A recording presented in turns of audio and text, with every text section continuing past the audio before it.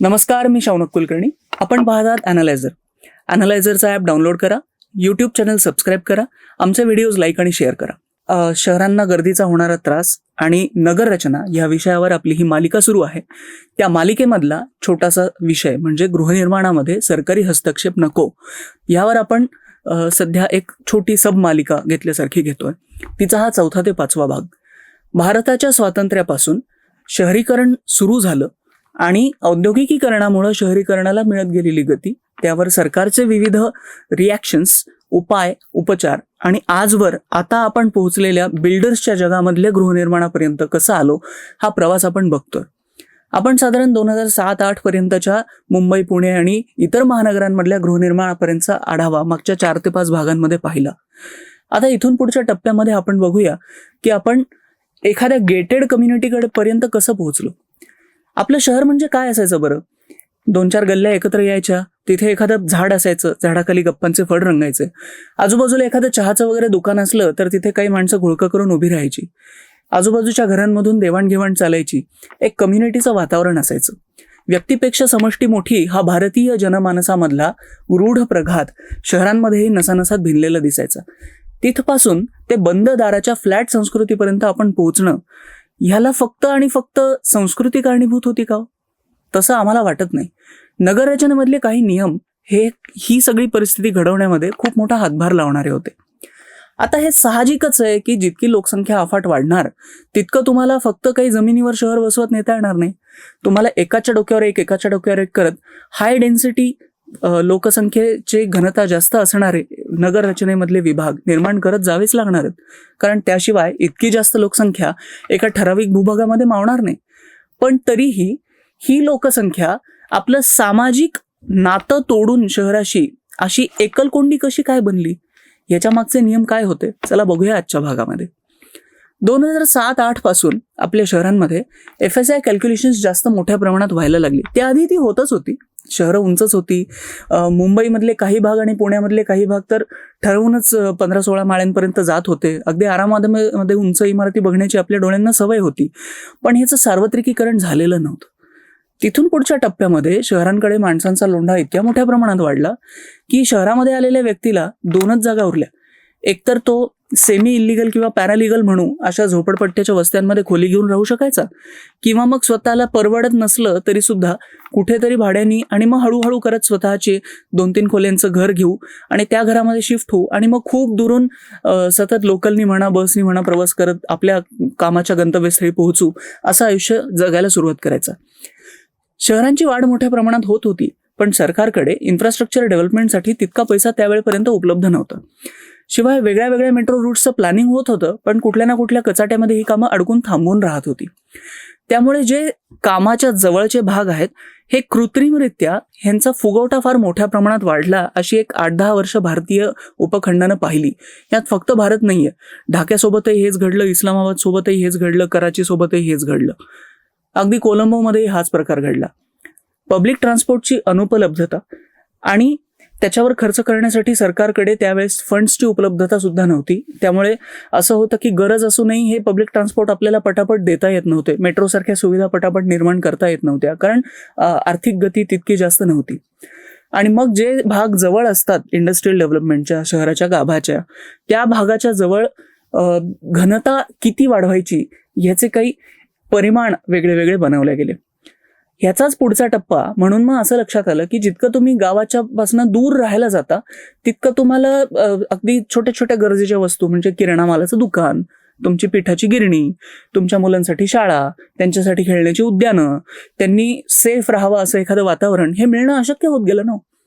कारण तुम्ही अगदी कुठेतरी 4-5 उपनगरं दूर ओलांडून राहायला जाणार डोंगराच्या पायथ्याशी, आणि तिथे गेल्यानंतर तिथे तुमची कदाचित ती पहिली किंवा दुसरीच इमारत असेल. मग ह्या सगळ्या सुरक्षेचं काय करायचं?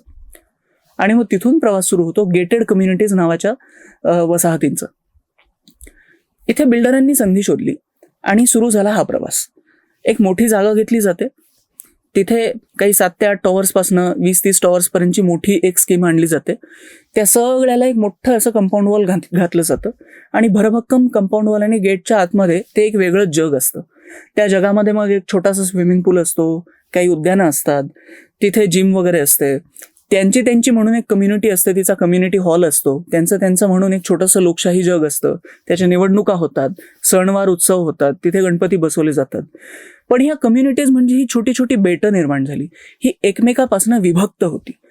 आजूबाजूच्या सोसायटीजमध्ये काय चाललंय, आजूबाजूच्या आपल्या शहरामध्ये काय चाललंय ह्याची त्यांची नाळ जोडल्या गेलेली नव्हती. शिवाय इथे राहायला आलेले लोक हे बहुतांशी फर्स्ट जनरेशन इमिग्रंट्स होते, मायग्रंट्स होते.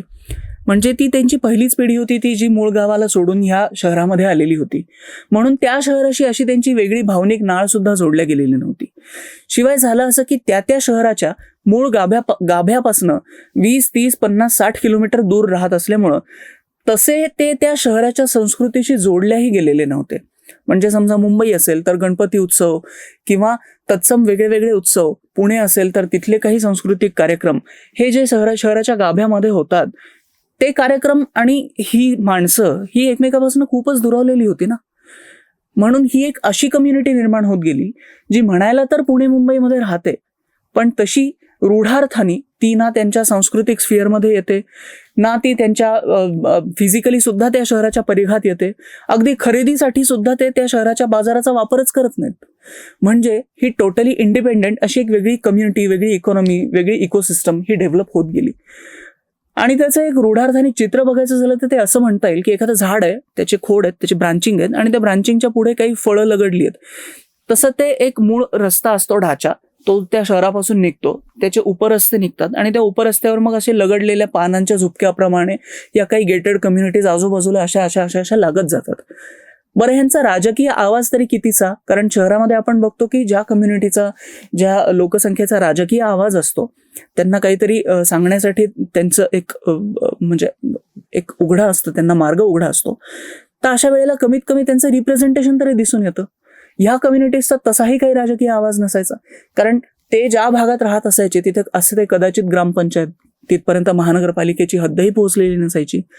आणि मग ह्या चक्रामधून जात असताना भारतीय जनमानस एका वेगळ्याच चक्रात खाली भरडलं जात या आपल्या 2015-16च्या दशकापर्यंत जाऊन पोहोचलं.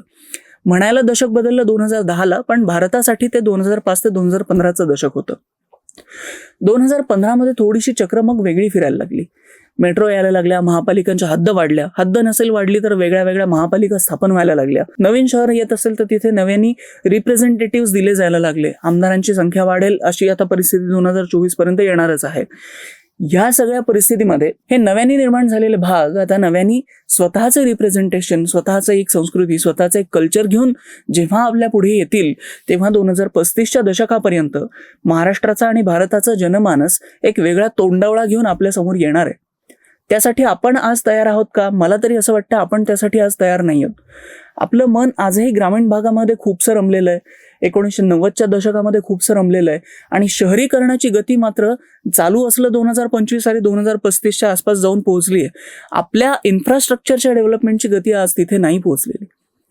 आणि मग ह्या सगळ्यामध्ये नगररचना ह्या विषयामधून निर्माण झालेले नियम आणि त्यांनी आता इथून पुढे कसा आकार घ्यायला पाहिजे हे आपण बघूया पुढच्या भागामध्ये, जिथे आपली ही सिरीज संपेल आणि आपण नवीन काहीतरी एक्सप्लोअर करत शहरांचा आजार आणि गर्दीनी शहरं बेजार ही मालिका कंटिन्यू चालू ठेवू. तोवर नमस्कार.